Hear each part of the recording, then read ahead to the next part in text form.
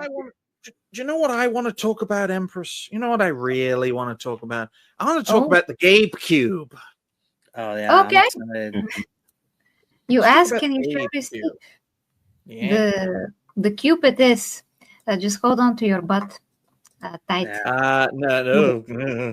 This is gonna be good. This thing's gonna fucking change gaming, man.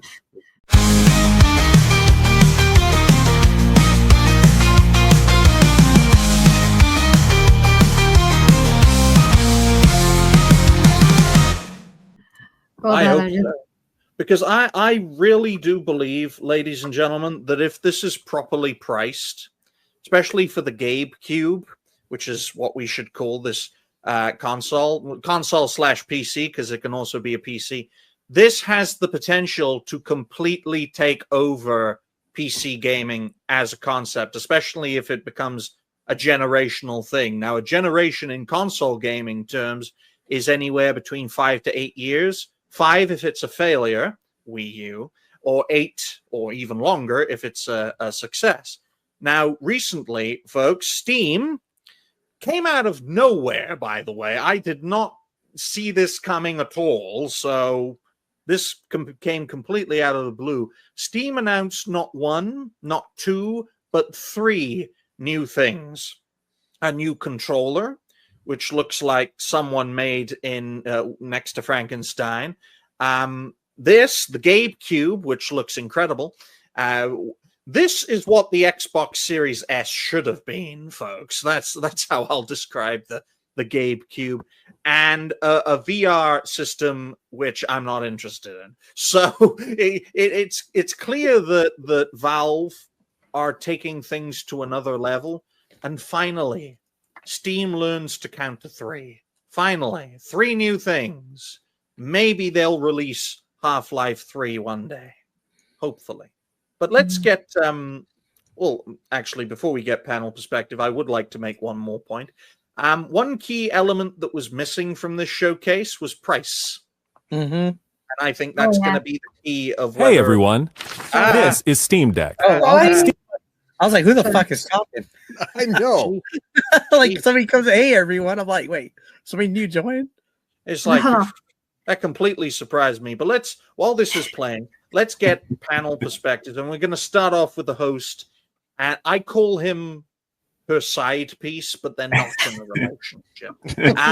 Empress, Logan, what do you make of this announcement?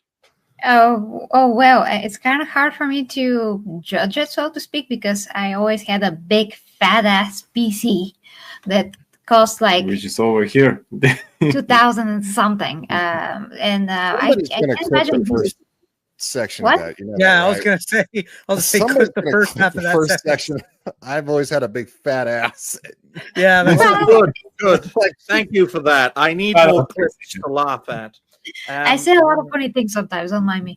So yeah, I'm just a PC gamer. I always had some kind of a console, which is mostly the PlayStation 5. I also had an Xbox at one point, but who cares? I mean, I had nothing to play there, so I sold it anyway. So for the most part, I always have been a PC player. So I see nothing appealing in this because I still need the big machine to do all the things that I needed to do. I know that this is also a PC and you can do all the things that you need to do, but I don't know. I always prefer like the big thing. I can customize it. I can put my own GPU in there, whatever I want. It's made to last for years and years and years, to be upgraded to the max. That's how I designed it because I can build my own PC.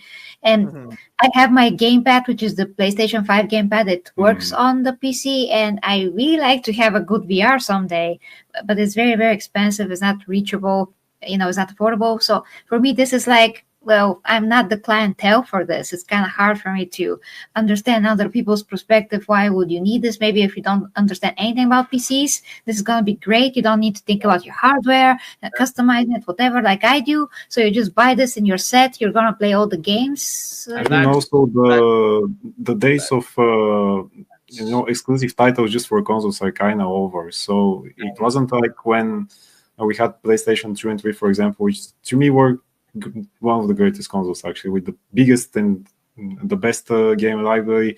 And you want to play, let's say, God of War 3, where you need the console. There was no Well, the way that's to actually play that. Look, that's Yeah. the key, folks. We have to understand that the vast majority of customers who are in PC gaming, right, especially the new ones, are not native to PC gaming. PC gaming has been getting stronger and stronger and stronger. It wasn't until the early 2020s that PC gaming fully outnumbered on a consistent level console gamers, right? A lot of people are very surprised when I say that, right? Since the mid 2010s, mobile gaming has dominated the gaming market. You want to make money as a financial whiz kid? Invest in mobile gaming. Little effort, lots of money, because most mobile gamers are suckers. So the great thing about the Steam machine, which I'm going to call and everyone else is going to call the Gabe Cube, is that it is from what we've seen of it, it is a fantastic entry-level gaming PC, desktop-based, that can be used not just as a games console, but also as a PC system. So you can put a keyboard and a mouse and use it as an actual computer. And that's why I personally think, ladies and gentlemen, that price point is absolutely essential. Okay? And if it's too high, then it's not going to attract that mass audience. But if it's too low, Steam might not be able to make a profit on it, because Steam isn't like Microsoft, folks. They can't take a financial hit in cutting prices.